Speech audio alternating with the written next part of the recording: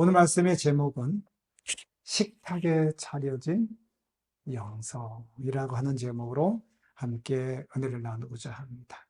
오른쪽에 보이는 식탁이 어느 식탁이죠? 네, 하늘마을 식탁이 되겠습니다. 맞죠? 네, 하늘마을 식탁이 되겠습니다. 자, 본문의 말씀은 다니엘서 1장에 나오는 사건입니다. 고대 바벨론의 첫 번째 왕이 느부갓네살이라는 왕입니다. 이 왕이 예루살렘에 이르러 성을 에워쌌습니다. BC 605년경 이야기입니다. 그 왕이 포로를 붙잡아 와서 자기가 지정해준 왕의 음식과 자기가 마시는 포도주로 날마다 쓸 것을 주어서 3년 동안 기르게 해서 그 히브리 포로들을 왕의 수하에 일꾼으로 쓰려고 작정을 했습니다. 잘 치러졌습니까? 식탁이 우리하고는 좀 다르죠. 네. 잔과 주발과 그릇들이 모두 황금입니다. 네. 금으로 만든. 세계 역사에서 가장 많은 금을 보유했던 국가가 고대 바벨로니아였다고 합니다. 바로 그 나라. 왕이 느부갓네살이. 자, 그런데 나 안 먹겠어요 그거 하고 한 사람이 있었습니다. 다니엘입니다. 8절. 다 같이 다니엘서 1장 8절 말씀 읽겠습니다. 시작. 다니엘은 뜻을 정하여 왕의 음식과 그가 마시는 포도주로 자기를 더럽히지 아니하리라 하고 자기를 더럽히지 아니하도록 환관장에게 하나님의 법상대로 먹는 것이 그게 더 행복하다는 거예요. 이 하늘 동산에서 이 하늘 마을에서 먹고 마신 그대로 나가서 그대로 먹는 것이 더 행복하다. 당신들의 주는 그 음식으로 당신들의 마시는 그 음료로 내 몸을 더럽히지 아니하리라. 예. 자, 그런데 회육 환관장이 다니엘에게 너희의 얼굴이 초췌해가지고 같은 또래 소년들만 못한 걸 보면 왕에게 그런 꼴을 보일 게 뭐냐. 그럼 너들 때문에 내 머리가 환관장 장관이 내 머리가 날아간다. 그러니까 제발 그러지 말고 왕이 주는 진수성찬에 함께 먹도록 해라라고 회유하고 있습니다. 그러나 이 회유가 들어오면 여러분 대안을 제시해야 돼요. 뺏든하라 그러는데요. 대안을 제시해야 돼요. 어떻게? 열흘 동안 테스트 해보자. 10일 동안 테스트 해보자. 채식을 우리한테 주고 다른 종들은 그냥 왕의 식탁에 먹게 하고 해서 두 그룹의 청년들을 비교 좀 해보자. 비교 테스트 해보자. 이렇게 최선의 대안을 제시를 했어요. 자, 결과가 어떻게 됐을까? 10일 동안 체험을 했어요. 우리는 10일이 아니라 며칠을 해요? 한 달, 두 달. 교수님은 9년, 장로님, 임장로님 11년. 결과가 어떻습니까? 결과는 보나마나 뻔하다. 얼굴이 살이 아름답고 윤택해서 다른 소년들보다 더 좋아 보인지라. 게다가 지능 테스트를 했는데 왕이 뭘 물어봤어요? 지능 테스트를 했는데 다른 청년들보다 몇 배가 더 총명했다고요? 몇 배가? 10배가 더 지혜가 총명했었습니다. 며칠만 했는데도 열흘 테스트만 했는데도 과연 채식이 좋구나. 그렇죠? 네. 이 인류의 식습관이 여러분 변천의 과정이 있었는데요. 처음에는 창세기 1장에서는 에덴 동산에서는 완전 채식을 했습니다. 그러다가 타락한 이후에 농경식당으로 바뀌었고 그러다가 홍수가 난 이후에는 육식까지 허용이 됐어요. 그리고 마지막 단계가 이제 모세율법 이후 지금 식당으로 이렇게 4단계로 나눌 수가 있는데, 마지막 단계는 여러 가지 온갖 것 다 먹기 때문에 제가 복합식당이라고 했는데, 조금 살 말하면 잡식이에요. 모든 걸 다 잡아먹고 온갖 걸 다 잡동사니로 먹고. 자, 그랬는데 식습관하고 영성과는 관계가 있을까요, 없을까요? 에덴 동산에서 아담과 하와가 그 생명이었던 걸 잃어버리고 지금 우리와 같은 이런 몸이 되어버린 이유가 뭐죠? 먹는 것 때문이었어요? 아니면 다른 것 때문이었어요? 먹는 것 때문이었어요. 네, 식습관은 생사와 밀접하게 관계가 있습니다. 그럼에도 불구하고 그걸 거부하고 싶어 하는 사람들이 꽤 있어요. 자, 다시 에덴 동산 식탁으로 다시 한번 돌아가 보겠습니다. 창세기 1장 29절에 보면은 하나님께서 온 지면에 씨 맺는 모든 뭐와 채소와, 그렇죠? 그 다음에 씨가 진 열매 맺는 나무니까 과일이죠. 과일나무. 과일과 채소가 첫 번째 식단이었어요. 하나님께서 주신 식단이었고, 이것이 범죄하기 전에 식단이었고, 그것으로 충분히 영원히 살 수 있었습니다. 단 이때 조건이 하나 있었는데, 뭐만 먹지 말라? 선악과 나무에 달리는 열매만 먹지 말라고 그랬습니다. 근데 결국은 아담 하와가 먹었습니까? 먹었습니다. 먹을 게 없어서 먹었을까요? 그거 아닙니다. 네. 맞습니다. 호기심으로 먹었어요. 어떻게 하셨어요? 호기심 때문에 먹었어요. 무슨 호기심이 있었어요? 저걸 먹으면 누구 말처럼 내가 갑자기 신이 될 수 있지 않을까라고 하는 의심을 누가 심어줬어요. 근데 그 의심을 믿었어요? 안 믿었어요? 믿어버렸어요. 그래가지고 신이 되기는커녕 우리처럼 되어버렸어요. 이 모양 이 꼴이 되어버렸어요. 쭈그러들고 병들고 아프고 부딪히면 깨지고 약한 몸이 되어버리고 말았습니다. 그런데요, 재밌는 것은 땅의 모든 짐승과 하늘 새들에게도 푸른 풀을 먹을 거리로 주셨거든요. 근데 걔네들한테는 금지령이 있어요, 없어요? 선악과는 쪼아 먹지 말라고 하는, 따 먹지 말라고 하는 금지령이 없었어요. 자, 짐승과 새와 사람은 무슨 차이가 있었을까요? 네?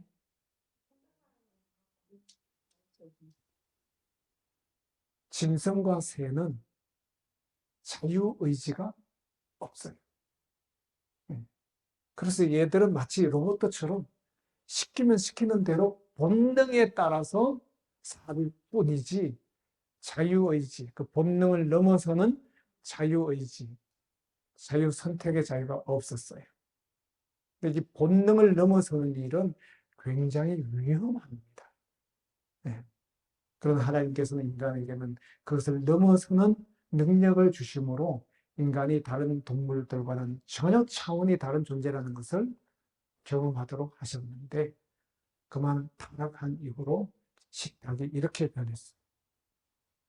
자, 땅을 경작을 해야만이, 이마에 땀을 흘려야만이 먹을 수 있는, 오늘날로 말하면 저 산에 물도 안 주고 씨 뿌리지도 않아도 나는 그런 산채들이 아니라 밭에서 나는 채소이니까 무슨 채소? 밭의 채소라고 하셨어요. 그래서 밭의 채소를 중심으로 해서 먹게 되고, 땀을 경작을 해서 흘려야만 했고, 이렇게 해서 농사를 기반으로 한 농산물들이 추가가 됐어요.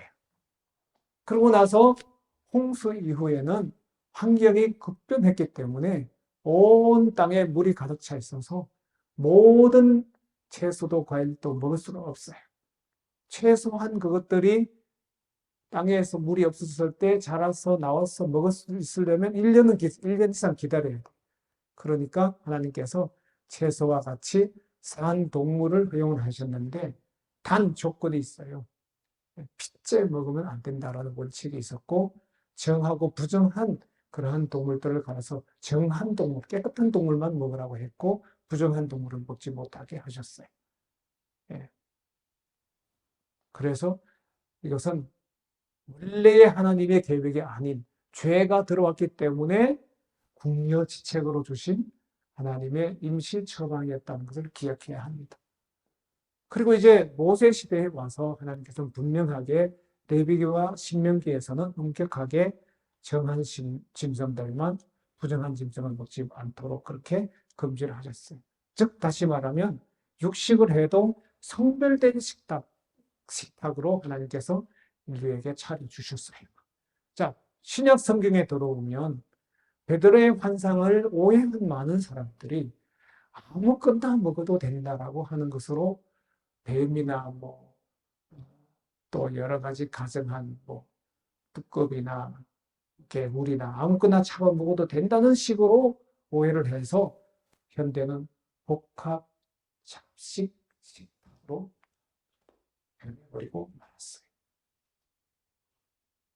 자, 근데 한 가지 우리가 좀 기억을 해야 할 것은 뭐냐 하면 왜 하나님께서 이렇게 먹는 식탁 가지고 자꾸 이렇게 이야기를 하시느냐. 먹는 것은 그냥 아무거나 먹도록 그냥 허용을 하시지. 라고 하는 사람들이 우리 기독교인 안에서도 꽤 돼요. 그런데 이 먹는 것에 대한 이러한 아무거나 먹어도 하나님께서 그걸 가지고 책망하지 아니하실 것이라는 생각은 우리가 금방 살펴본 대로 식탁이 처음부터 어떻게 차려졌는지 어떻게 변했는지를 생각하면 그건 너무 깊이 생각하지 아니한 생각이라고 하는 것을 우리가 알게 됩니다. 지금도요, 아무것도 막 먹게 아이들에게 하면 어떻게 되느냐?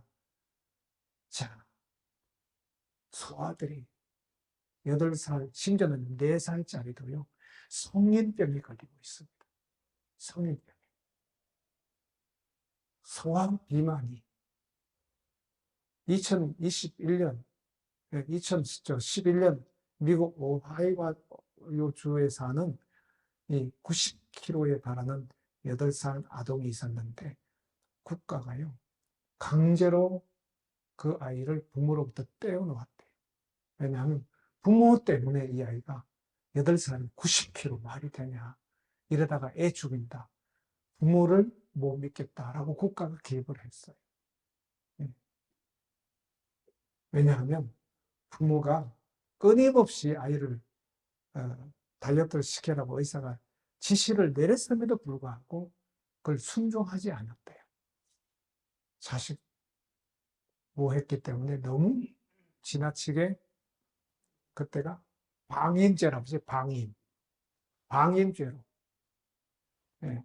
그래서 하나님께서 우리의 입을 단속하지 아니하시는 것은 마치 하나님께서 우리를 방임하라고 하는 것과 같다라는 것을 우리가 기억해야 됩니다. 그리고 이 식단 조절의 실패로 조기에 온갖 질병이 다 한꺼번에 어린 아이들이 생기는 이러한 일들은 결국은 오늘날 이 시대가 부모가 자식의 입으로 들어가는 것에 대해서 가릴 걸 가려주는 것이 진정한 부모이지 그냥 내버려 두는 것은 참된 부모 사랑이 아니다라는 것을 현대 과학자들이 말해주고 있습니다. 자, 하나님은 창세기 2장과 3장에서부터 금방 우리가 본 것처럼 하나님은 우리의 식탁에 상당한 관심이 있으시고 먹거리는 결국 생사와 구원에 밀접한 관련이 있다라는 것을 우리에게 말해주고 있습니다. 우리의 식탁에서 우리의 영성이 보인다는 것입니다. 그런데 최근에 또 의외의 연구 결과가 나왔어요. 그렇게 가려먹고 채식만 했는데 평생 채식을 했는데 그렇지 아니한 잡식을 하는 일반인들하고 사망률은 비슷한 연구 결과가 나왔어요. 옥스퍼드 연구 결과인데요. 충격적인 결과예요. 이렇게 되니까 채식을 열심히 하나님 말씀대로 성경대로 사는 사람들이 또 갈등이 생기는 것입니다. 심지어는 어떤 병들은 육식하는 사람들보다 더 발병 위험이 더 늘어난다는 결과도 또 최근에 있어요. 예, 다시 말하면 골절이나 골다공증은요, 육식하는 사람들보다 채식만 고집하는 사람들은 더 생긴다는 거예요. 그러니까 갈등이 생겨요, 안 생겨요? 갈등이 생깁니까? 생기잖아요. 네. 네. 적극부도 채식의 위험성, 비타민이나 미네랄 결핍하는 문제, 채식주의자 그 그룹 내에서도 성인병, 때로는 가끔이지만 암도 걸리고 또 고혈압, 당뇨병, 신경통, 온갖 하여튼 세상에 있는 병들도 다 걸린다고 하는 거예요. 예. 자, 이러한 채식을 하는데도 불구하고 이러한 위험성이 자꾸만 발견하는 것 때문에 그 대안으로 하나님께서 유소영 원장님을 보내셔가지고 이 하늘나라에 미네랄 부족한 거, 칼슘, 골다공증 생기는 원인 딱딱딱딱딱 제거를 해가지고 어떻게 했어요? 문제를 해결해 버렸어요. 예. 과일 먼저 먹고 최소한 30분 지나서 채소, 단백질, 지방, 탄수화물 순서로 먹으면 아무 문제가 없다. 예. 그리고 혈당 스파이크도 방지하고 소화 효율은 늘어나고 그리고 포만감은 증가되고 과식 예방 효과도 있고 거기가 어디예요? 하늘마을 힐링센터네. 심지어는 암 걸렸던 사람도 낫습니까? 안 낫습니까? 낫네요. 하나님께서 이렇게 하나님께서 준비된 이 위기의 시대에 하나님께서 준비하신 차례를 질서를 지킨 이러한 식탁으로 그리고 영양 밸런스도 균형지게 다 보충시켜주는 이 하늘마을 동산으로 우리를 인도하사 아침, 점심, 저녁으로 먹여주고 입혀주고 재워주시고 마시게 하신 우리 하나님께 감사하시게 되기를 바랍니다. 결론, 그대가 바로 산 증인이십니다. 내가 하나님께서 이 땅에서 가장 이 마지막 시대에 돌파구를 찾아서 우리에게 이 동산으로 인도하셨으니 이곳에서 내가 내 몸에 놀라운 결과들을 보고 나아가서 세상 사람들에게 에덴 동산에서 하나님께서 준비하셨던 그 식탁으로 비록 내가 한때 내 몸이 온갖 병으로 찌들었지만 나았다고 증거하는 산 증인이 되시기를 간절히 바라면서 말씀을 마치겠습니다. 하늘에 계시는 우리 아버지 하나님, 오늘도 우리에게 주의 뜻대로 뜻을 정하여 다니엘과 그 친구들처럼 세상 왕들이 주는 온갖 진수성찬으로 우리의 몸을 더럽히지 아니하리라 결심하고 주께서 차려주신 에덴의 식탁으로 돌아가기로 결단하여 이제 저 세상 밖으로 나가기로 결심하는 우리 모든 성도들에게 이제와 같이 영원 무궁토록 함께하여 주시옵시기를 간절히 축원하옵나이다. 아멘.